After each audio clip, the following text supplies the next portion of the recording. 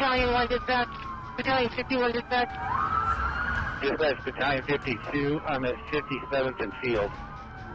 Sure, we have an incident in progress, 7525 West 57 Avenue. 3 people down, shots fired. Stay down of the area. In progress. We have now from multiple sources, one officer has lost their life here. Our thoughts and prayers go out to the victims, family, and friends. I called my husband. What did you say to your husband? You might hear on the news that there's a shooter and I'm okay, and tell my son I'm okay.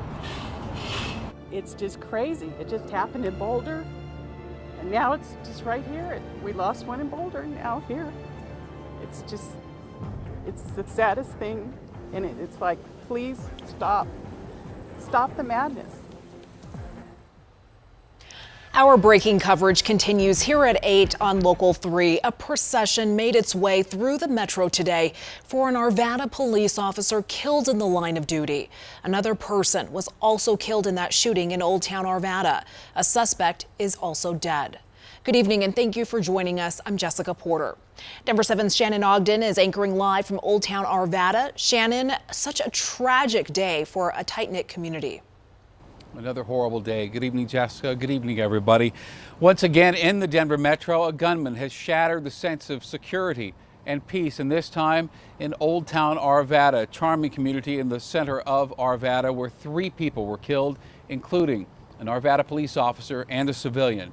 Now, right behind me is the library, outside which the shooting happened, and just about 2 blocks to my right is the iconic Arvada water tower, which tonight will be illuminated in honor of those 2 people killed. Denver 7 has complete and exhaustive team coverage for you tonight. We're going to begin with Denver 7's Liz Gilardi. Liz?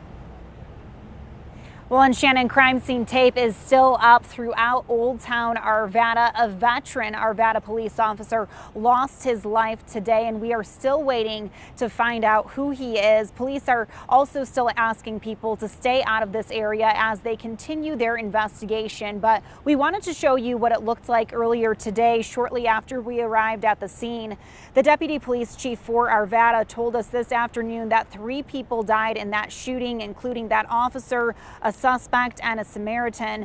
The officer responded to a suspicious incident at 1:15, and shots were fired just about 15 minutes later. And this all happened, as Shannon said, near the Old Town Arvada Square and Library. And we talked with a worker at a nearby restaurant who described showing up to her shift only, only to have someone run up to her and tell her to go inside because there was a shooting.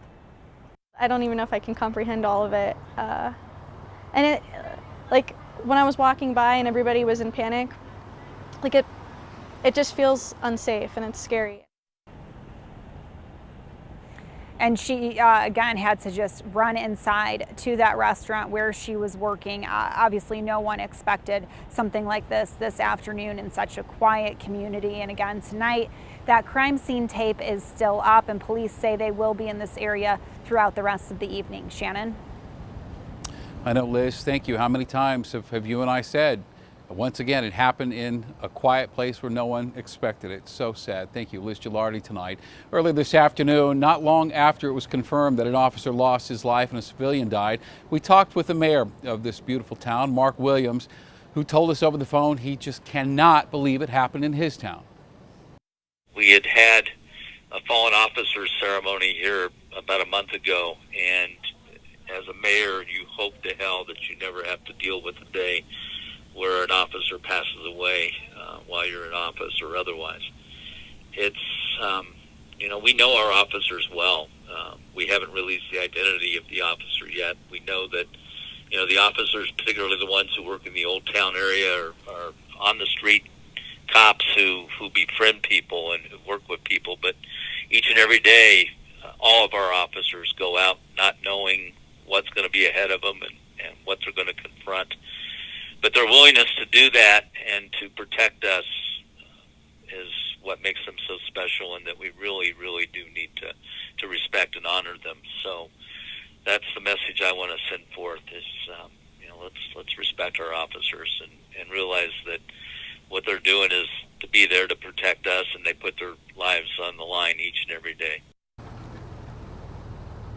It was That was the mayor of Arvada, Mark Williams. He's absolutely right, and they are so appreciated. Now, as I'm talking to you, just in the last few minutes, we've had people start to show up here in Old Town carrying bouquets of flowers to place at the scene of where this happened. Also, anytime an officer is killed in the line, a very powerful, in a way beautiful thing happens. Officers from all over the area show up in their patrol cars and in their patrol motorcycles. They all get together and they form this bold, powerful procession. And tonight they did the same thing, and Denver7's Gary Brode has that part of the story. Gary? Good evening, Shannon. It was behind me here over at Ralston and Wadsworth where that procession started a couple of hours ago. And as you kind of mentioned, it was obviously very truly sad, but also a great sign of community showing when we saw dozens of folks here earlier today to show their respects. We also saw dozens and dozens of officers following that fallen officer. Well, there were several agencies here. Large groups of people we saw came out to show their respects, some with tears in their eyes, others holding the American flag. And many of those that we talked to felt that it was necessary to come out and show their support. But I just don't understand why people are doing this for nothing. Why is there so much hate in this world? The cops aren't all bad. Our hearts are broken. We are Arvada. This is our community that is hurting today, and so just had to be here.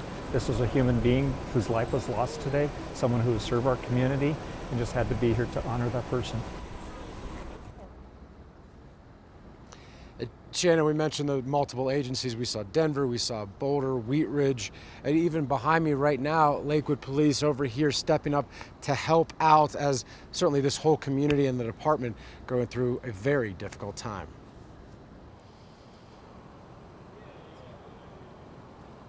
All right, Gary Brode tonight. Gary, thank you. And people of Colorado certainly know how to show up and show their support when tragedy happens.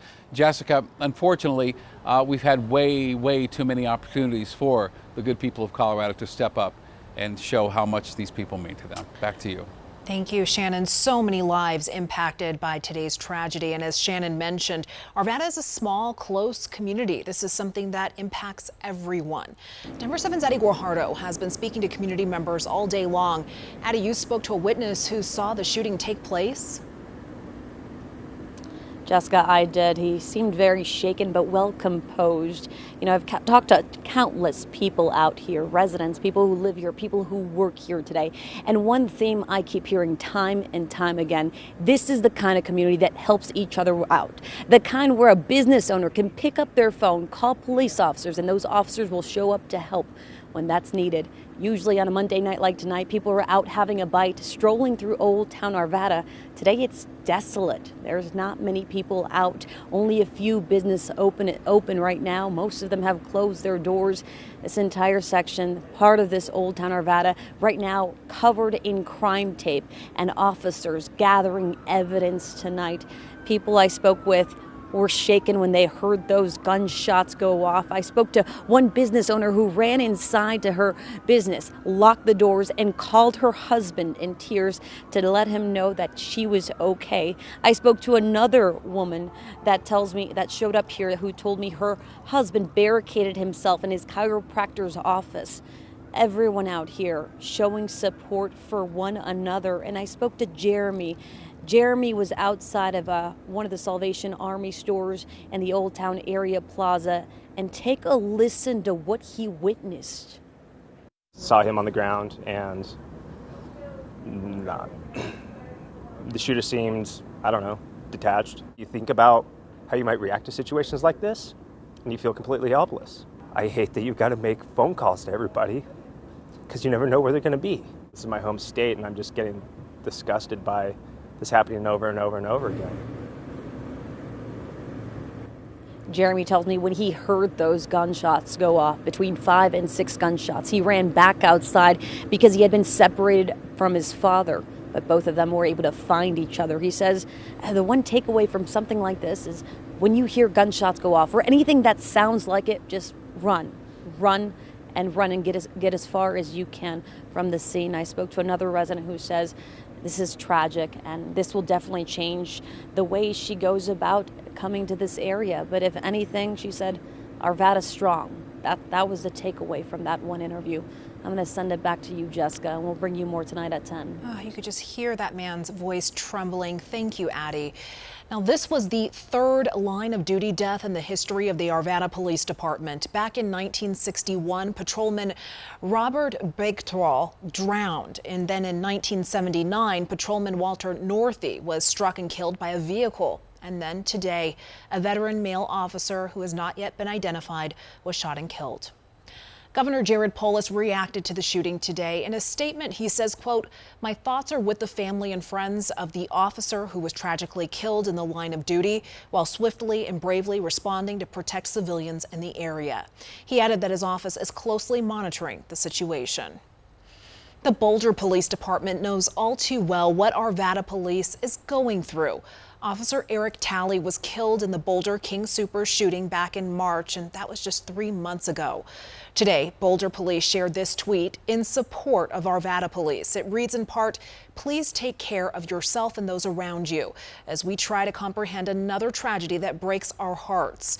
They also shared a link to the Boulder Strong Resource Center, which was set up after the King Soopers shooting. Arvada Police are pointing you to the Colorado Fallen Hero Foundation to make any donations for the fallen officer. We have a link to that site on thedenverchannel.com. There you will also find our in-depth coverage of today's tragic event.